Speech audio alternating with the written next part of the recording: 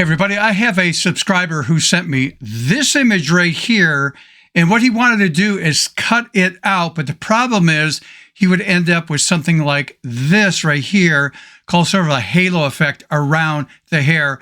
And he asked me, how would I approach in fixing that? Are we ready for this one? Let's do it.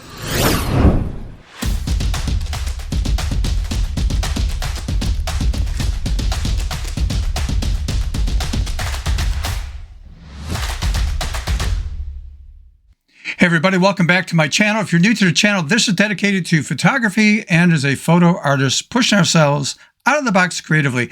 All right, so this came from one of my subscribers, Felipe, and this image right here, he was asking me, he wants to cut this out to put this portrait into a different background, but he's getting a halo effect, and how would I approach fixing that?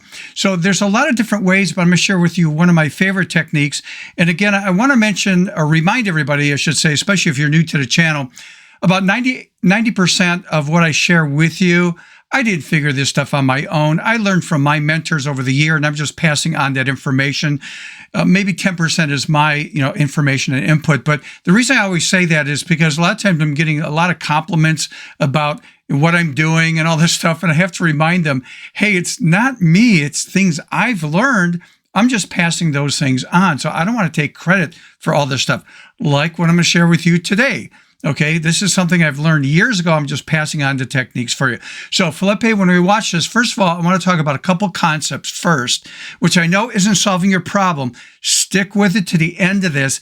I'm going to work on that image you sent me, and I'll show you how I approach taking this to put it into a different background. All right, are we ready? Let's get started.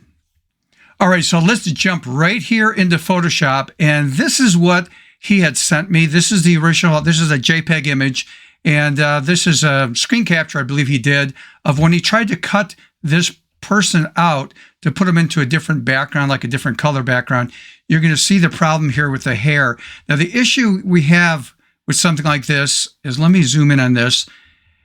If I go really close, hopefully this shows up.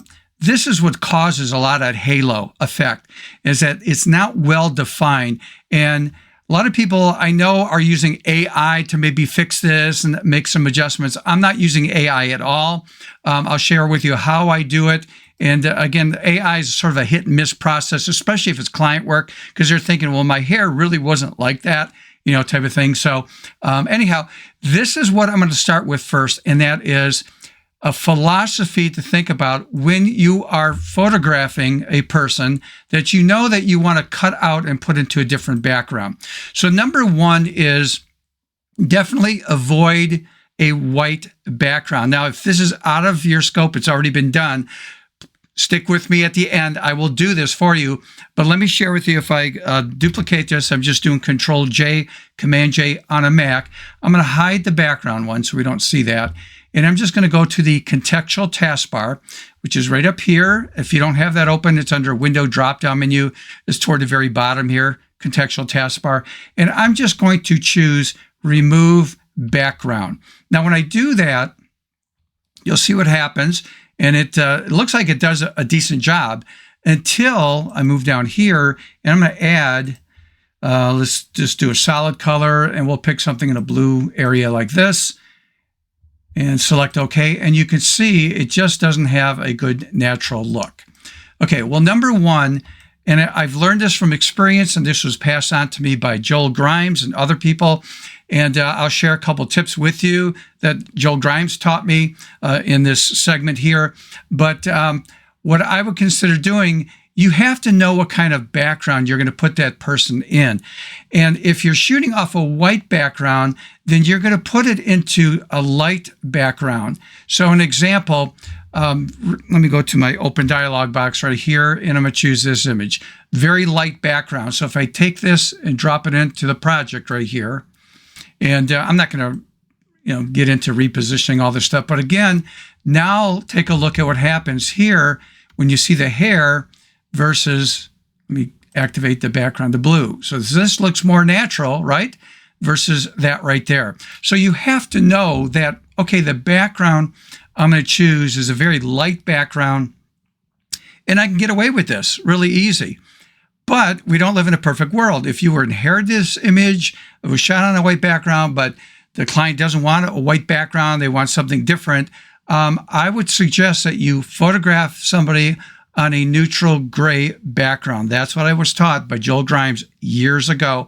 But I will come back to your image to put it into a different background and show you what I would do to get a better result than what I'm sharing with you right here if you have to use a different background. So just hang in there. So let's get into, again, working with a neutral gray background.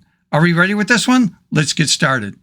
Okay, so once again, working with a neutral gray background gives us a lot more options when we're going to cut a person out to drop them into another background.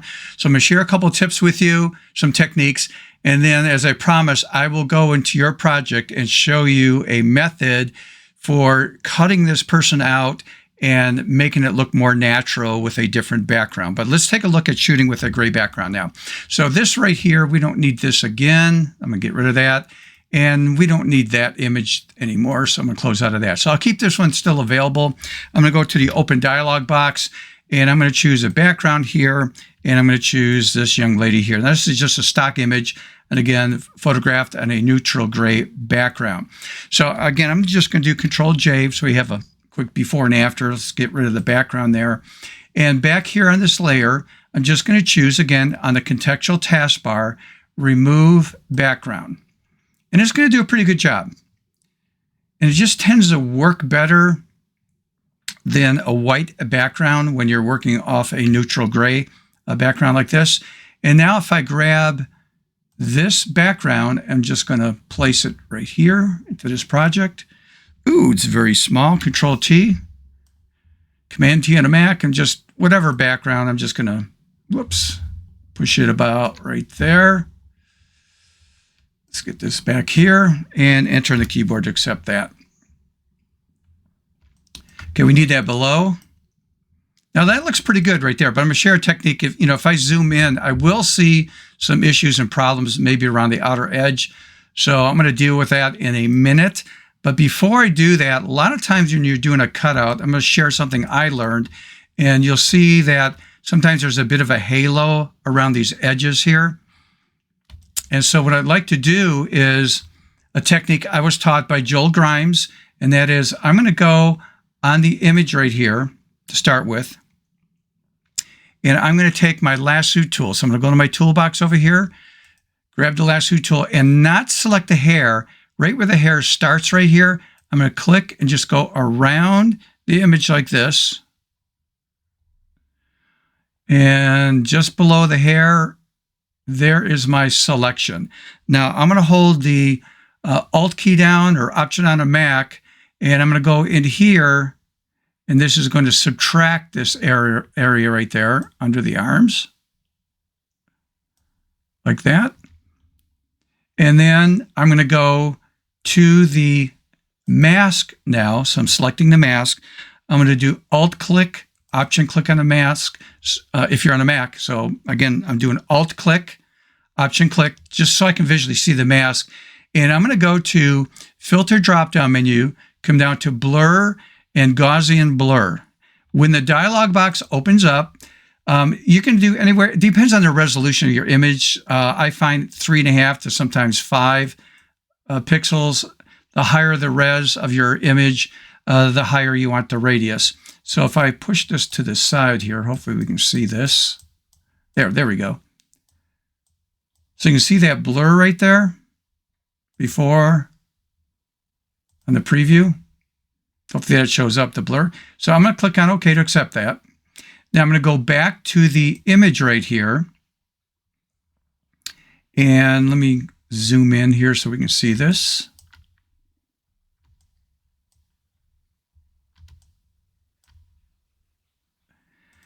Now, if I do, no, I want to make sure I'm on the mask right here. I'm going to do Control L, Command L on a Mac. That pulls up my levels dialog box here. Let me push this aside. And if I start to move this in to the right, you can see the halo. Hopefully this is showing up right here. I'm getting rid of that halo, and I can make the edge a little bit softer, more natural looking, if that makes sense. than rather a real hard cutout. And it just gives it a better look right there. So if I show you the preview, there's a before, after, before, after. So that's something, again, is a technique. Trust me, I'm going to Control D like in David, Command D on a Mac to get rid of my marching ants there, my selection. That's something I learned from Joel Grimes. I don't want to take credit for any of this stuff. These are techniques I've learned years ago. I'm just passing this on to you. So it gives my edging, the cutout a little bit more natural. You don't want to include the hair because it makes it really funky and weird if I included the hair on the technique I just shared with you. Now what I'm going to do is I'm going to take this layer right here and I'm going to do Control J, Command J on a Mac to copy that up. I really don't need this mask right here. I'm just going to delete it for right now. So that's what we see there. And what I'm going to do is I'm going to do Alt and add a masker, and it's just Alt click. So now it's filled in with black, which means I'm hiding everything on that layer. So I'm seeing the layer below right there. And what I'm going to do is make sure I'm on the photograph, not the mask. I'm on this, so the entire layer is selected. I'm going to hold the Alt key down, Option on mask, and when I hover between the two, so remember, I'm holding the Alt key down, Option on a Mac. As I hover between the two, you can see it change to a square with an arrow pointing down. I click down once with my index finger on the mouse, and this is creating a clipping mask. So I'm clipping this to this down here. I'm going to add a multiply blending mode. And now on the mask here, I'm going to grab my paintbrush. So B for brush. Let's make this smaller. Just make sure it's a soft edge brush. And I have my opacity right now about 30%. I don't want 100%, 30%. And I'm just going to go around the edge, painting in white, like this. And if I want to go over this again, you're just adding to this. And I'm just sort of cleaning up the outer edge.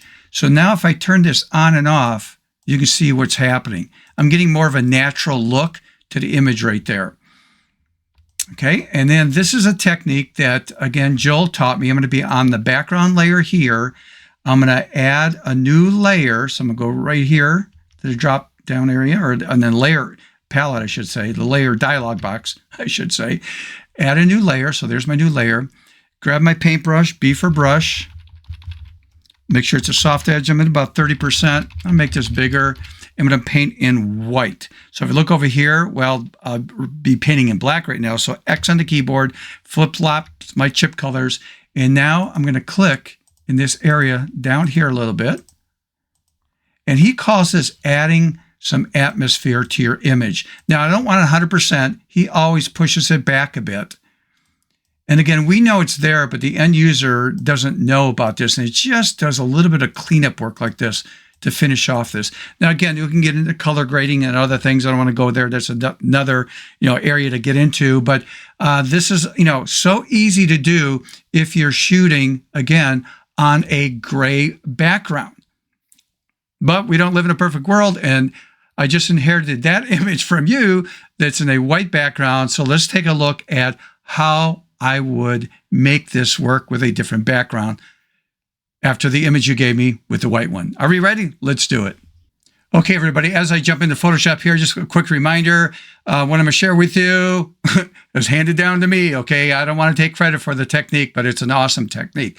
All right, let's take a look at back to Felipe's image that he had sent me, and that is this one right here. Now, I'm going to hide that, or actually I'm going to get rid of the white background that I used right there. And let me zoom in on this a bit. And I'll show you the concept, and then I'll show you the actual finished product. So I don't want to do the whole thing, it'll take a while. But what you do is I'm going to go to the major layer, the photograph at the very top of my stack right there. And what I want to do is I'm going to add another layer. It's a blank layer. So I'm going to come down here in the layers panel, add a new layer, so it's on top, and we're going to clip that.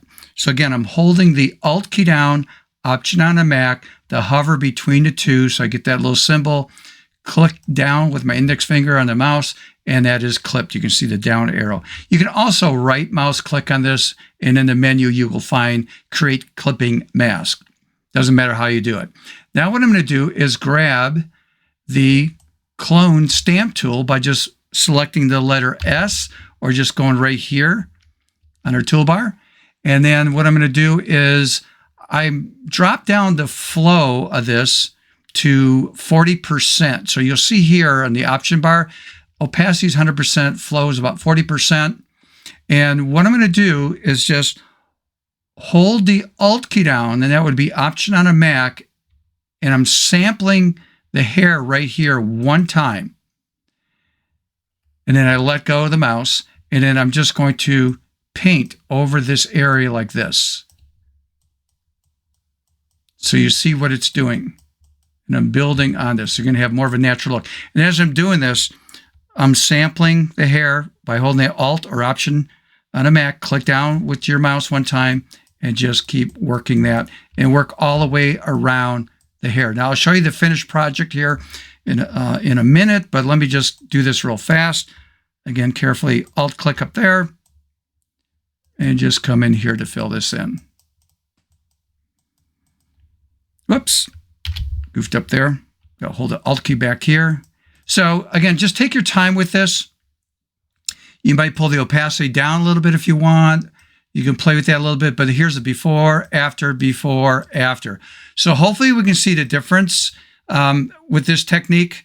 And, you know, again, it does a great job. By the way, if you're learning anything, if you can do me a favor here, and that is like the video, subscribe. If you're not subscribed, hit that notification bell. Next time I upload a video, you'll get notified on that. And usually my videos come out once a week on a Wednesday.